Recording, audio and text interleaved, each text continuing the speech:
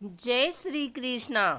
आइए सुनते हैं भाद्रपद मास अमावस्या या पिठौरी अमावस्या पर पीपल देव की यह कथा कि कैसे पीपल देव ने एक गरीब ब्राह्मणी को धन धान्य से परिपूर्ण किया। एक समय की बात है, किसी गांव में एक ब्राह्मण और ब्राह्मणी रहते थे। वे दोनों रोजाना पीपल की पूजा किया करते थे। बिना पीपल की पूजा किए ना ही अन्न ग्रहण करते थे और ना ही जल ग्रहण करते। जब भी वह ब्राह्मण देव पीपल की पूजा करते थे तो उन्हें एक आवाज सुनाई देती थी, मैं देऊं तू मांग, मैं देऊं तू मांग। अर्थात मैं देना चाहता हूँ, तुम मांग लो। यह बात सुनकर ब्राह्मण देव सोचते थे कि कहीं इस पीपल के ऊपर कोई बैठा है या फिर इस पर किसी भूत प्रेत का साया है। यह सोचते सोचते और चिंता करते करते ब्राह्मण हर दिन दुबले होते चले गए। एक दिन घर जाकर विचार करते करते वह वहीं बैठ गए। तब ब्राह्मणी बोली, आप चिंतित क्यों हो? आप दिन ब दिन सूखते जा रहे हो। तब ब्राह्मण बोले, पूछो मत। ब्राह्मणी बोली, आपको क्या चिंता है?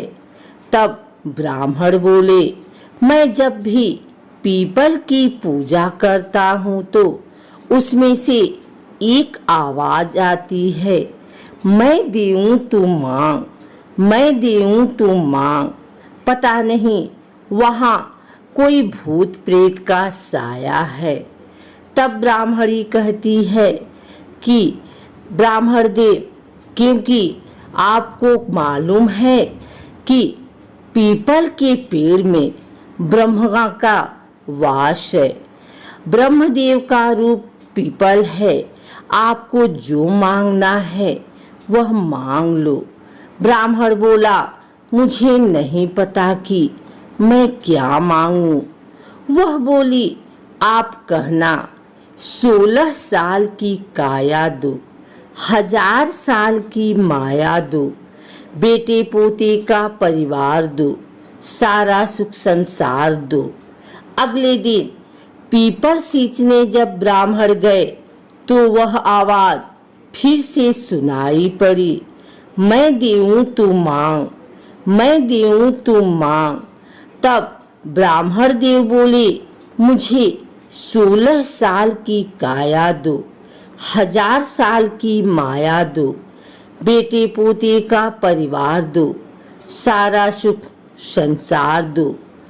तब पीपल देव बोले कि ब्राह्मण देखने में तो बहुत सीधे साधे लगते हैं, पर सारा कुछ मांग लिया।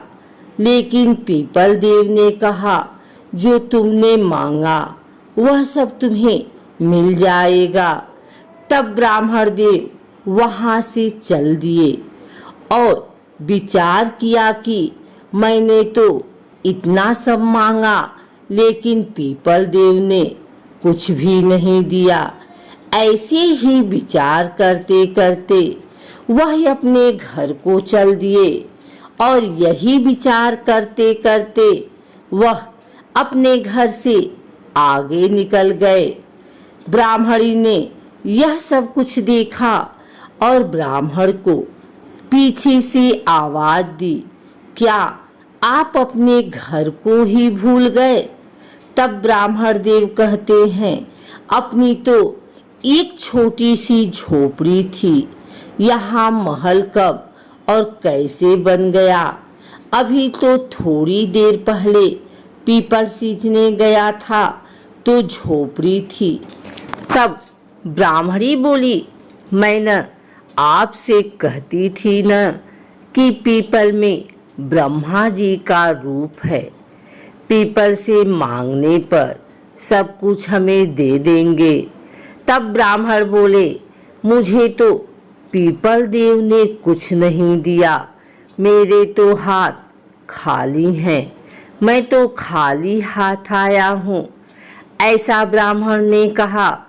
तब ब्राह्मणी कहती है, पीपल देव ने तो हमें सब कुछ दे दिया, आप अंदर आइए और देखिए पीपल देव ने हमें क्या कुछ नहीं दिया है। 16 साल की काया दिए, 1000 साल की माया दिए, समझ नहीं कोई पाया, आपने तो मुझे बहुत कुछ दे दिया। ब्राह्मण देव ने पूरे गांव में बताया कि सभी लोग पीपल देव की पूजा करें। मान्यता है कि पीपल के पेड़ की पूजा खास तौर पर दुख को दूर करने के लिए की जाती है।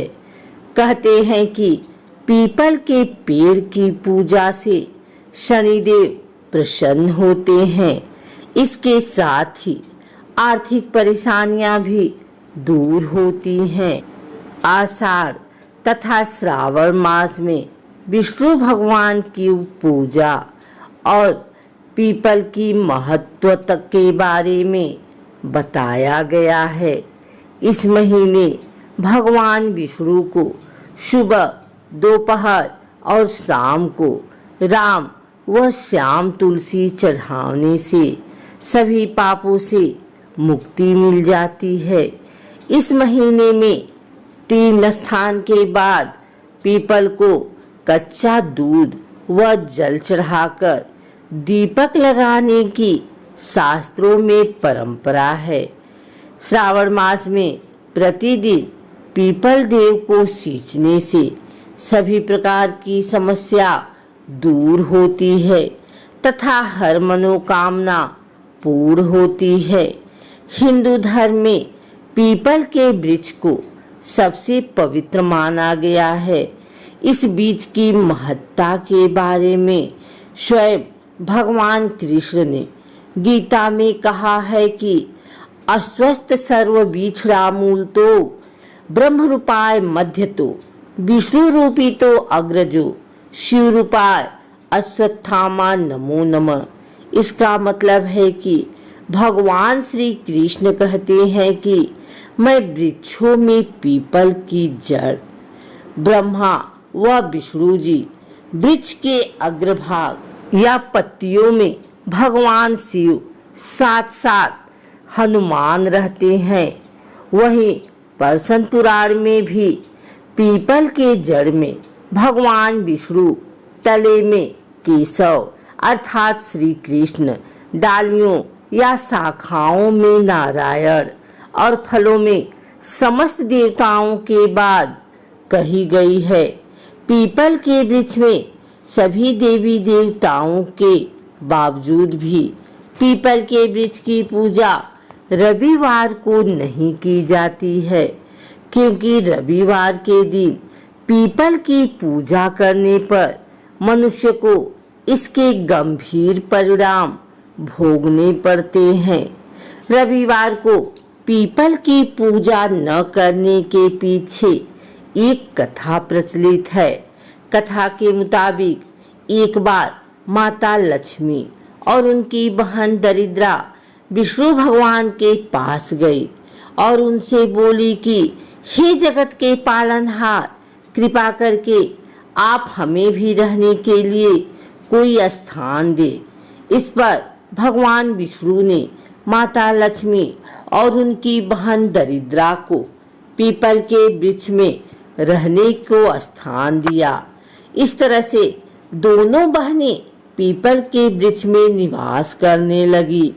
एक बार जब भगवान विष्णु ने माता लक्ष्मी से विवाह करने का प्रस्ताव रखा तो माता लक्ष्मी ने भगवान को मना कर दिया कि माता लक्ष्मी की बहन दरिद्रा का विवाह नहीं हुआ था। माता लक्ष्मी बहन के विवाह के बाद ही भगवान से विवाह कर सकती थी। इस पर जब भगवान विष्णु ने दरिद्रा से पूछा कि वह कैसा पति चाहती है, तो दरिद्रा बोली कि वह अपना पति ऐसे चाहती है जो कभी पूजा पाठ न करे और उनका पति ऐसे स्थान पर रखे जहाँ कोई पूजा पाठ भी न करता हो। इस तरह से दरिद्रा के मांगे गए वर के मुताबिक भगवान विष्णु ने दरिद्रा का विवाह ऋषि से करवा दिया। विवाह के बाद भगवान विष्णु ने दरिद्रा और उसके पति को अपने निवास स्थान पीपल में रविवार के दिन निवास करने को दिया। इस तरह से रविवार के दिन पीपल देवताओं का वास न होकर दरिद्रता का वास होता है। इसीलिए रविवार के दिन पीपल की पूजा नहीं करनी चाहिए। पूजा करने पर दरिद्र खुश होकर पूजा करने वालों के घर चली जाती है।